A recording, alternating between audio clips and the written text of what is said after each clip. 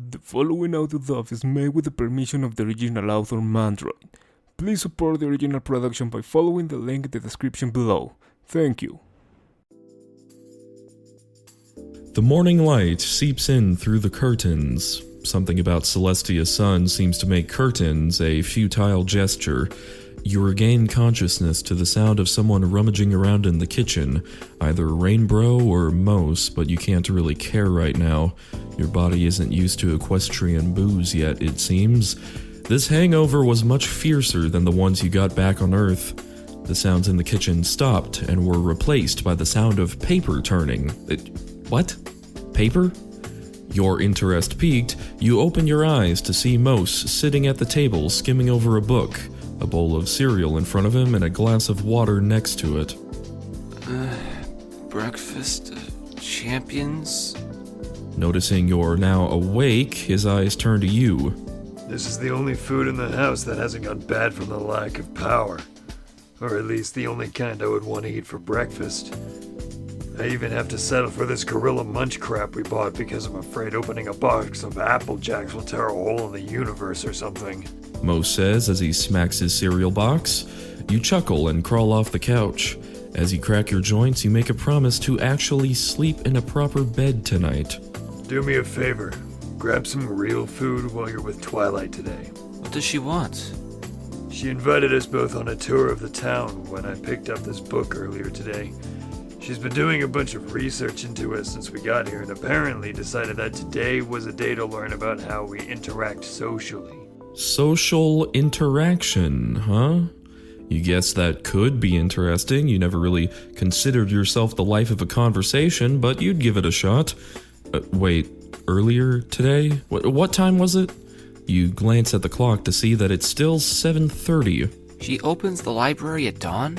Mous turns away from his bowl with a look that says he was on the same train of thought you were just now. She said she was doing some research on the stars or something and lost track of time. She was about to turn in when I got there. Why were you even there at dawn? What's in that book? He closes the book and holds it up to read the title. Anatomical Studies of Adult Equines. I picked it up for work. I'd like to know what I'm getting into before I accidentally feel some pony up or something. Some pony? He holds up his hands and shrugs. It's the proper grammar. Get with the vernacular, man. You roll your eyes as you head to the shower. After you were showered and dressed, you walk out to the living room again. Mous had gone to work and left his big-ass book behind. You open the book and look at a page. It seemed to be mostly studies of muscles and nerves, a good find for a guy who worked at a spa. A slight mumbling from your couch made you look over and see Rainbro still passed out from last night. You figure that her size probably had something to do with it. Small body means less booze before you were out. You walk over and shake her a bit. Hey, Rainbro, you still alive? She starts to move on her own and eventually swats your hand away before stumbling off your couch and shakily standing. Oh man, I feel like death. How much did I drink last night? You look around. There are more than a few empty bottles on the floor, but a peek inside their bags show more left. At least you had less than your first night. I don't remember you drinking that much, but 2 nights in a row of alien booze can't have helped. You tell her what Mous told you, that Twilight wanted to take you on a tour of the town today. You asked her if she wanted to come along as well. Yeah, man, sure. She takes a few steps to the door and almost falls. You move at your best Kenyan speed and are able to catch her before she crashes into something. On second thought, you head to Twilight's. I'll meet you there after I grab something from my place. You sure? You're not in your best way here. Nah, it's cool. I fly better anyway. And the skies are supposed to be clear today. With that, she steps out the front door and flies in an awkward pattern to the north. As she flies, you walk. Ponyville already in sight. As you made your way to Twilight's house, you learned one thing. The sun here hurts just as much with a hangover as the sun back on Earth. You reach the door. Do you just walk in? This was her house, but it was also a library, a public place. After a moment's deliberation, you decide to walk in. As you do, you call out, Twilight? It's Anon. Mous said something about a tour? Oh, Anon. I'll be down in just a second. You take that time to look around the room. There seem to be even more books than there were the last time you were here. You hear Twilight descending the stairs and turn to greet her. She doesn't look too much worse for wear for someone who spent the entire night awake. She must do this often. You, on the other hand, must look like shit judging from the look she's giving you. Are you alright, Anon? You look... haggard. You find a mirror on the wall. Ah, shit. Your hair is all fucked up and you've got bags under your bloodshot eyes. Equestrian booze must do worse to you than you thought. You turn back to Twilight. It's cool, Twi. I just need to walk it off. She doesn't look very convinced, and you can't say you are either. The door opens again and a familiar cyan Pegasus walks in. Rainbow is looking much better after whatever she got from her place. If you weren't there yourself, you would have sworn she hadn't been drinking at all. Hey, Rainbow. What are you doing here? I invited her, Twi. We were hanging out last night and she heard about the tour when I did. Not entirely true, but you'd rather tell a white lie to Twilight than tell her that you both passed out on your couch after a night of binge drinking and Vin Diesel movies. Is it cool if she tags along? Of course. The more we have on the tour, the more we can tell you about the town. Twilight says as she walks towards the door and heads outside. Before you follow, you turn to Rainbow. Hey, what'd you grab from your house? You look way better than before we left. Yeah. Rainbow says with a tiny smile before turning back to you and producing a small bottle with swirling colors inside. This is liquid rainbow. We Pegasi use it to clean out the rainbow factories in Cloudsdale, but it also works as a quick hangover cure. Don't tell anyone that. Well, damn. That sounds awesome, but you're not too sure about drinking the pony equivalent of axle grease. You take the bottle Rainbow is offering into your hand and find it's warm to the touch. No, not warm. Spicy. Are you two coming? Is it safe? You ask Rainbow. As you do, her eyes get a concerned look in them. It's gonna feel weird, but it'll be safe. You pull the top off the bottle and down it all at once. You look at Rainbow. I don't feel diff. That's as far as you get before your skin starts to tingle. You feel an intense heat in your stomach, and the rest of your organs feel like they're being sucked through a straw. The heat in your gut explodes and makes every blood vessel in your body feel like it has magma inside. Just as quick as it started, it's over. You're down on one knee as the feeling dies down. As the feeling returns to your body, you notice that you feel a lot better. Your head is clear and your stomach has settled. A quick look in the mirror shows that your eyes have cleared up as well. From the corner of your eye, you see Twilight enter the library again. Is everything alright in here? Yeah, Twilight, we're ready. Lead the way. She turns and walks out the door as you prepare to meet the town that you'll be living in for the foreseeable future. Ponyville was a nice town, you found out. It had a perpetually busy feel, but also retained an air of coziness. As you, Twilight, Spike, and Rainbow walked down Main Street, you learned that the town had been founded 100 years ago by a group of settler ponies. As you walked through town, you passed by the same building you saw Pinkie at while you were getting breakfast a few days ago. This time you read the sign, Sugar Cube Corner. The smell of baked goods wafted through the air. Your mouth was watering at the smell of the confections this store must have had inside. Hey, Anon, are you here for your welcome party now? Your thoughts were interrupted by a massive pink shooting out of a mailbox. Once you got your heart back into the appropriate rhythm after the samba it started beating a moment ago, you turned your eyes to Pinkie. She had definitely shot out of a mailbox 1/6 her size and tackled you to the ground. It seems Pinkie Pie can manipulate fourth-dimensional space. Twilight approaches the two of you as you get yourself up. Pinkie, have you been planning this party since Anon got here? Yup, I've got snacks and punch and games and streamers. Pinkie. And lights and music, and I'll invite the whole town. Pinkie. And I've got a smoke machine and a disco ball and a... Pinkie! She stops talking for a moment and looks up at you. I'd be happy to go to your party. Oh, damn. Pinkie's smile grew 3 sizes that day, and that is saying something. She grabs your face and compresses it between her hooves. Beard it! Pinkie says as she zips inside faster than you can comprehend. You turn to your friends. Is this normal for her? It is for Pinkie Pie. You made a mental note to stop by the spa and tell Mous that you guys had a party tonight. He would probably complain. You come up on a building that looks like a merry-go-round on the edge of the town proper. Who lives here? Twilight turns to you as you walk. This is Rarity's boutique. She's Ponyville's authority on fashion, and this is where she makes all of it.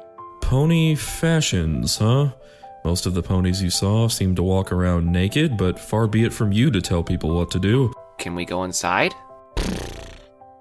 No. Rarity had some big rush order in town. She's always neck deep in some project or something. Spike has remained quiet for most of your walk, but he turned to you both at that. It's not Rarity's fault that she has a lot of work. Being Ponyville's most successful fashion designer would keep anyone busy, especially when they see what she designs.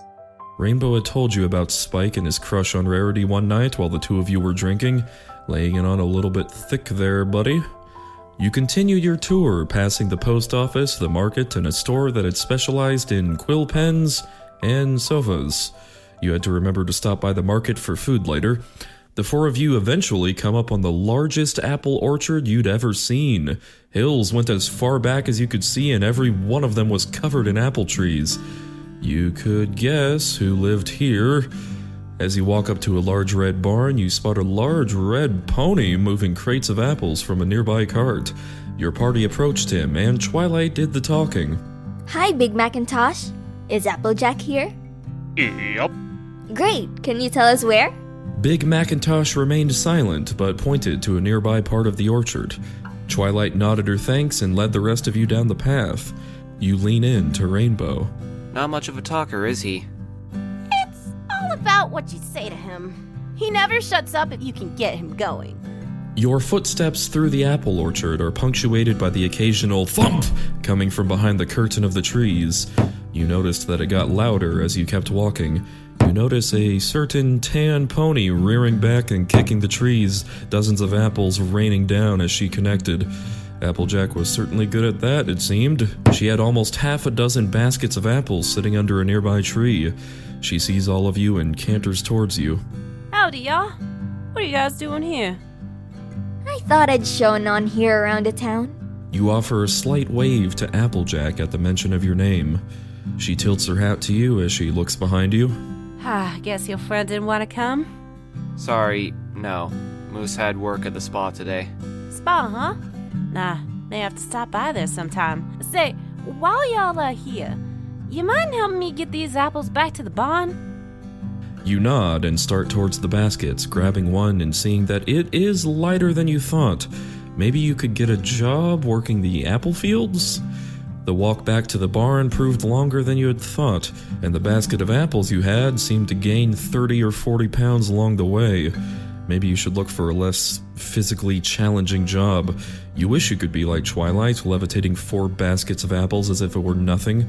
Applejack and Rainbow seem to be having a much easier time as well. As you plant the baskets in front of the barn, Applejack approaches you again. Thanks for the help, Anon. You ever need some work? You just stop on by. You are fairly certain your body would mutiny on you if you pulled something like that, but you thank Applejack for the offer and follow Twilight and Rainbow off the farm. Where to now? Just one more stop. We have to go see Fluttershy at her house. Fluttershy, huh? You remembered Fluttershy. She seemed really nice. You remember she was staring at you an awful lot too. Fluttershy seemed to live pretty far out of town. You've been walking for almost half an hour now. Most of the time is spent talking to Rainbow about your limited knowledge of sports from Earth. So, wait. They play it with brooms? On ice at that. I don't get it! Why don't they just use your normal sticks? I have no idea. Fluttershy's house was located near the forest's edge. You saw a small stream flowing just in front of her house as you approached. The entire area reminded you of a Snow White. The 4 of you reach the front of the house and you knock on the door. Oh, be right there. Oh, hello everyone. What are you all doing here? Was she looking at you when she said that last part? You must be imagining it, right? Twilight answers for all present. We were just showing Anon around town. Oh, well, Please come in. You follow your friends inside. The house is a small cottage. Assorted furniture is placed around the living area, and you see a kitchen off to the right. Out from the kitchen came a small rabbit. The rabbit looked at Fluttershy and stomped its foot repeatedly. Oh, excuse me. You can all take a seat. I just have to give Angel here his lunch. Your stomach must have heard the word lunch if it raising hell all of a sudden had anything to do with it. You just remember that you had neglected to grab anything before you left the house this morning. You just have to deal with it and stuff yourself at the party. Fluttershy returns from the kitchen and takes a seat on a nearby chair. The rest of you sit on a couch across from her. Were her wings standing up like that before? Maybe Dash knew something about it. She seemed to be giving her a look. It was probably just a Pegasus thing. So, Anon, how are you liking Ponyville so far? It's really nice here. I haven't met a lot of ponies, but everyone I have seems to be really nice. The area is beautiful as well. I can help you meet ponies, if you want.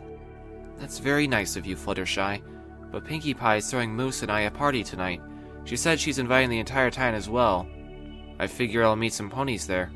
She looks a bit dejected at that. An awkward silence hangs in the air as you shift in your seat a bit. You are about to say something when a chicken runs through the... Wait, what? Your eyes are still fixed on the point where the errant chicken left the room. Did anyone else see that? Suddenly, chickens! Chickens everywhere. No, not just chickens. Squirrels, rabbits, birds, and everything between, it seemed. After the animals have run their course, you start to gingerly put your feet back down, as if the fear that placing them down too hard would spark another stampede. What was that? Rainbow's head popping out from behind the far end of the couch. She must have fallen off when the animals came through. Oh no! The animals must have escaped from the cages! It's okay, Fluttershy. We can find them. Twilight jumps off the couch and turns to the rest of you. Rainbow Dash, you fly up and try and spot the animals from the sky. Rainbow jumps up and gives a salute before flying out a nearby window. Anon, you and I will search for any animal. I'll go with Anon. I mean, if he doesn't mind. I don't mind. Alright then. Spike and I will take the front of the house while you and Fluttershy take the back. You follow Fluttershy out her back door and gaze at the dense forest before you. This was going to take a while, it seems. You and Fluttershy sift through the forest for a few hours. For your hard work, you were rewarded with finding a good number of animals all clustered around a small lake. After you lead them back, Fluttershy tallied the results from all of your hunts. Oh my goodness, Angel is still missing. Angel, that damn rabbit you saw when you first came here. Damn, finding a single rabbit in an entire forest was going to be hard. You all decide to split up again, you and Fluttershy taking off into a slightly deeper part of the forest this time. Despite searching high and low, you couldn't find this elusive rabbit anywhere. You looked up at the sun. It was getting dark. Nightfall would make it 20 times harder to find this rabbit. Oh, Anon, come look over here. You found Fluttershy hovering over a small hole in the ground. Well, small for you, but probably roomy for a 6-inch rabbit. You think he went in there? Fluttershy nods to you. Alright then. Doing the gentlemanly thing, you bend down and stick your hand in the hole to feel around for nothing. You try a bit deeper and still yield no prize. You start to crawl in the hole a bit to continue searching. You really hope this isn't some badger's nest or something equally inclined to maul you. You keep feeling around for Angel until you discover that you can go no further. Try as you might, you still can't seem to go any further. Defeated, you start to move back only to discover that you couldn't move that way either. Panic sets in as you violently throw yourself back and forth, attempting to dislodge yourself to no avail. You are trapped in a hole in the middle of the woods. Fluttershy! There is no reply from around you, so you call out again. Fluttershy! This shout yielded you a faint... Anon? Oh crap, how deep were you? Fluttershy, I'm stuck! Can you pull me out? You don't hear her yell back, but you can feel her start tugging on your pants leg. You do your best to wiggle your waist out, but the ball seems to be in Fluttershy's court for all the difference you're making. Fluttershy stops pulling and lets go of your leg for an instant. You almost call back to her when you feel her grab you again. But this wasn't your leg. This was a little higher up. Was Fluttershy copping a feel? You feel her let go again, and you start to fear the worst. You really didn't want to think of Fluttershy as some pony who would cop a feel on someone and leave them to die in a hole. Just then, you feel something grab your opposite leg and pull hard. Something else grabs your other leg and joins the first entity. The pulling seems to loosen you. You redouble your wriggling efforts, and you feel yourself start to break free of the dirt. You eventually break free entirely and are thrown back out of the hole, landing on your back. You right yourself upwards and are greeted to the sight of Rainbow Dash standing over you. Are you alright, Anon? I'm fine, Rainbow. What are you doing here? I saw Fluttershy trying to pry you out of this hole while I was looking for you both. Why? We found Angel in Fluttershy's bedroom under her bed. I came to find you two before it got dark. What a bro! You, Rainbow, and Fluttershy arrive back at the house, all of you rather caked in dirt. Twilight was herding the animals you all found back into their cages. You take a quick peek at the clock. 6:15. Shit. It was late. You excuse yourself from your friends and hurry back home to clean yourself off for this party. Your mind keeps going back to what happened in the hole. Fluttershy didn't seem like the type to try and feel you up in a dangerous situation. Fluttershy didn't really seem like the type to feel you up at all, really. You push today's unpleasantness from your mind as you come up on your house. You step inside and head back to Mous's room. You knock and open the door to find him using the smallest paintbrush you have ever seen and a magnifying glass on one of his models. What are you doing? Painting purity seals? What'd you do? Get in a fight? I got stuck in a hole helping Fluttershy find a lost pet. Oh shit, you almost forgot about the party. Hey, finish up. We have a welcome party in about an hour. He puts down his magnifier and sighs. When was there a party scheduled? Earlier this morning when Pinkie Pie jumped me. He rubs the bridge of his nose and sighs again. I really don't want to go to any party. Oh, stop being a hermit. We're new here, and it would do us some good to make a few friends. You hear him call back as you walk to your bathroom. I have friends. You get your shirt off and stick your head out the door.